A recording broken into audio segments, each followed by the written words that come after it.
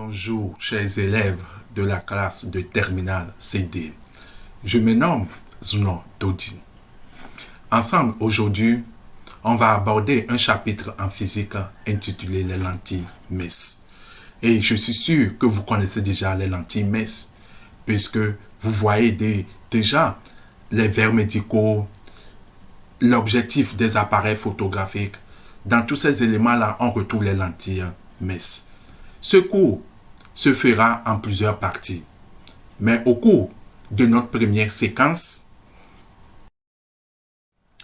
on va ensemble essayer de définir ce que c'est qu'une lentille MES et de distinguer les types de lentilles MES qui existent, de déterminer les caractéristiques des lentilles MES convergentes et enfin définir la distance focale et la divergence d'une lentille MES. Nous commençons par définir ce que c'est qu'une lentille.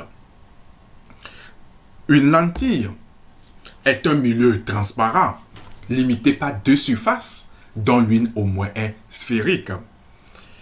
Une lentille est dite MES si son épaisseur au centre est très petite devant les rayons de courbure de la surface. Ensuite, on passe aux différents types de lentilles MES qui existent. On distingue deux types de lentilles MES, à savoir les lentilles convergentes. Elles sont à bord MES. On peut citer les lentilles biconvexes, les lentilles plan convexes, les ménisques convergents. Et si vous remarquez bien, elles ont toutes leur bord MES par rapport au centre. Et voici le symbole d'une lentille convergente. L'autre type, nous parlons des lentilles divergentes. Elles autres, elles sont à bord épais. Nous pouvons citer les lentilles biconcaves, les lentilles plan concaves, les ménisques divergents et le symbole d'une lentille divergente. Ici, vous avez l'impression, ou bien vous voyez bien que les bords ici sont épais par rapport aux lentilles convergentes. Après avoir cité les types de lentilles MES qui existent, dans la suite, nous allons nous focaliser uniquement sur les caractéristiques des lentilles convergentes. Là, au niveau des lentilles MES en général, il existe un point particulier dénommé le centre optique. Mais avant de parler de ce centre optique, nous allons essayer de faire un petit rappel. Nous venons de définir une lentille comme un milieu transparent délimité par deux surfaces, dont l'une au moins est sphérique. Mais si nous parlons de milieu transparent, ce qui veut dire que tout rayon arrivant de l'extérieur qui rentre dans ce milieu doit subir une réfraction. Quand on parle de réfraction, on parle de changement de direction. Donc tout rayon qui arrive sur la lentille, à la sortie, doit subir une réfraction, doit changer de direction, doit être dévié. Mais il s'avère qu'au niveau des lentilles, il existe un point particulier. Et tout rayon incident qui passe par ce point reste non dévié. Tous ces rayons-là ne sont pas déviés. Et c'est ce point qu'on appelle le centre optique. Donc c'est ce point-là que nous appelons le centre optique. Et tous ces rayons-là restent non déviés, ne changent pas de direction. À part le centre optique, nous pouvons maintenant parler des axes optiques. Et au niveau des axes optiques, on a deux types. L'axe optique principal c'est la droite perpendiculaire à la lentille et passant par le centre optique. Et les autres as qui passent par le centre optique, on les appelle les as optiques secondaires. Eux autres ne sont pas perpendiculaires à la lentille. Maintenant, nous abordons les foyers des lentilles convergentes. Donc, une lentille possède toujours deux points focaux que l'on appelle les foyers de la lentille. On distingue le foyer objet principal. Donc, il est noté grand F et se situe sur l'axe optique du côté des rayons incidents, c'est-à-dire du côté où arrive la lumière. Maintenant, quelle est la particularité de ce point F? Donc, vous devez savoir que tout rayon incident passant par le foyer objet principal émerge en restant parallèle à l'axe optique. Tout rayon incident passant par le foyer objet principal émerge en restant parallèle à l'axe optique principal. Nous définissons aussi ce qu'on appelle le plan focal objet, et ce n'est rien d'autre que le plan passant par le foyer objet principal et perpendiculaire à l'axe optique principal. À part le foyer objet principal, on a aussi le foyer image principale.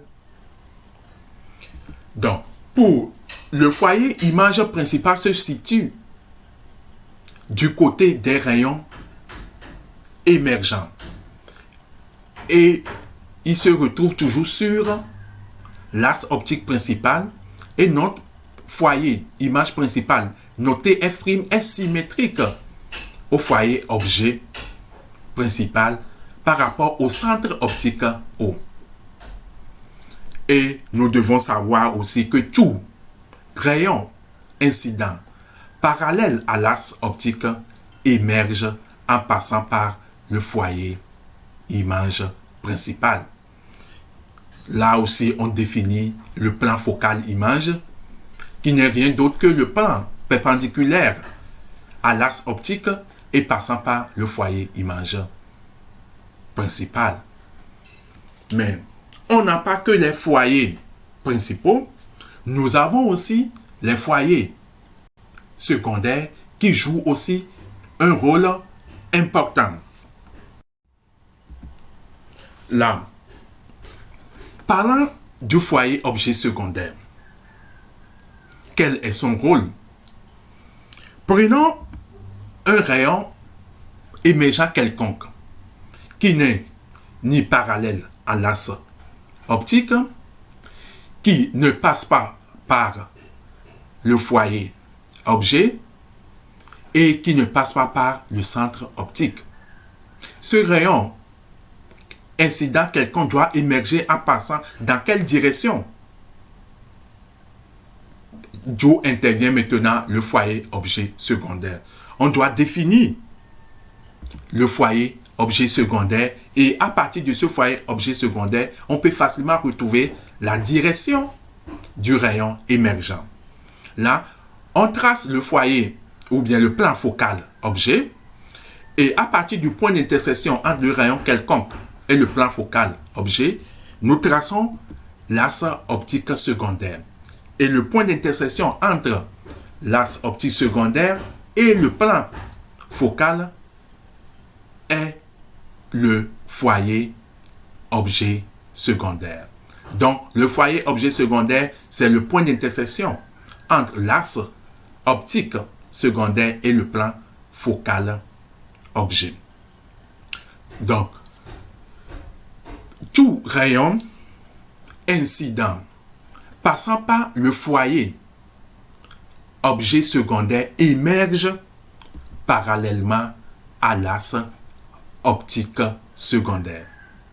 tout rayon incident passant par le foyer objet secondaire émerge parallèlement à l'axe optique secondaire. Et c'est comme ça qu'on détermine la direction dans laquelle émerge notre rayon incident quelconque.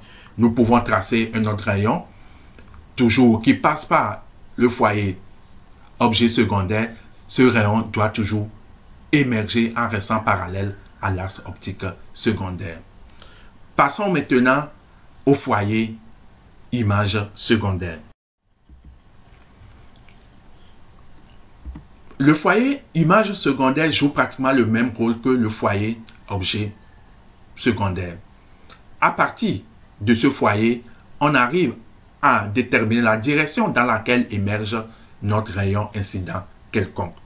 Là, il faut d'abord tracer l'axe optique secondaire. Et cet axe optique secondaire doit être comment? Doit être parallèle à notre rayon incident quelconque. Et le point d'intersection entre le plan focal, image de la lentille, et l'axe optique secondaire constitue le foyer image secondaire. Et notre rayon incident émerge en passant par le foyer image secondaire. Donc tout rayon incident parallèle à l'axe optique secondaire émerge en passant par le foyer image secondaire. Là, nous venons de voir ce qu'on appelle les foyers.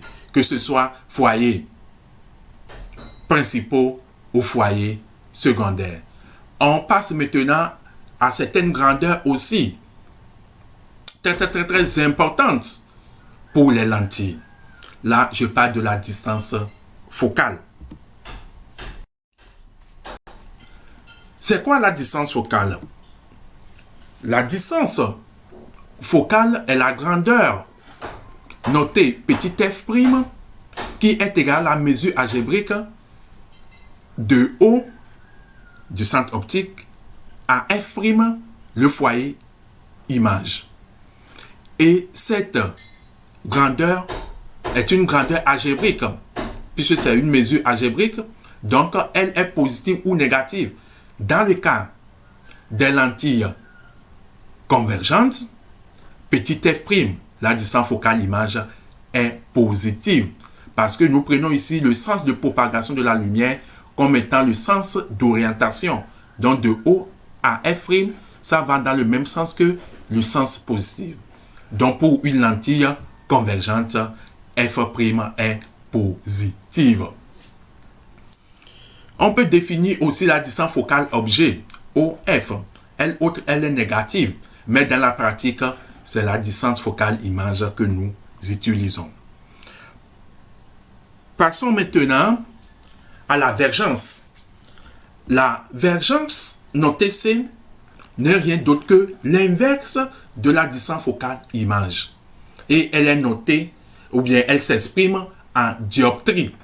Ok, elle s'exprime en dioptrie. Et C est égal à quoi? 1 sur f', avec un f' en mètre. Et le signe de la vergence nous permet de déterminer la nature de notre lentille mince. Si la vergence est supérieure à 0, là nous pouvons dire que notre lentille est convergente, mais si la vergence est inférieure à 0, notre lentille est dite divergente.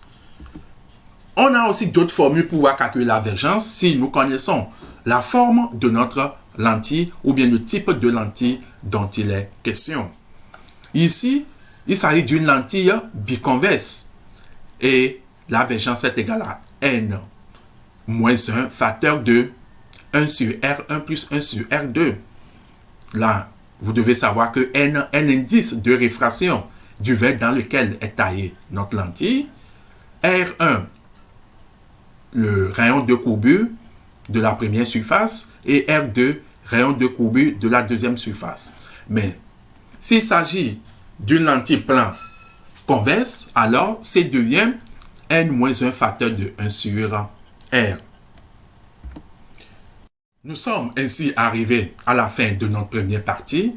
On se retrouve bientôt pour la deuxième partie. Merci.